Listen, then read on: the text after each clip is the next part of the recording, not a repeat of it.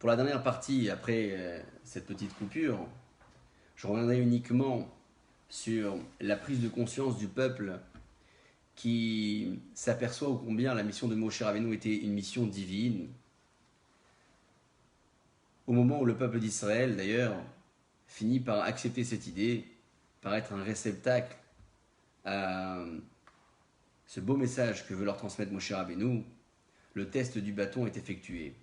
L'ensemble des tribus vont placer leur bâton. Le seul qui va fleurir, c'est le bâton de Aaron.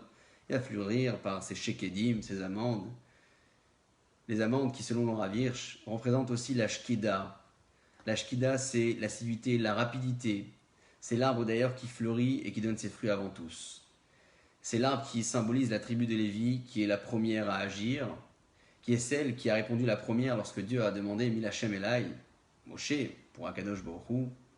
Et c'est elle qui prendra la fonction de la Kehuna après tant de contestations, après tant de punitions, après tant d'événements qui ont pu se dérouler depuis le début de l'histoire de la Parashat Korach, que nous aussi, Be'ezrat Hashem, nous ayons cette prise de conscience constante, celle d'accepter qu'Akadosh Baruch Hu a donné à l'homme que nous sommes la possibilité d'agir en toute liberté, qu'il n'est pas soumis à la loi de la nature et que nous aussi, nous ne devons pas nous soumettre à ces différentes analyses qui paraissent toutes logiques, mais malheureusement pas toujours conformes à l'esprit que la Torah voudrait que l'on ait, et que par le mérite de cette prise de conscience, Akadosh Baruch Hu puisse toujours nous donner autant de possibilités, progresser, de grandir et de considérer que la leçon que la Torah nous apprend est actuelle plus que jamais.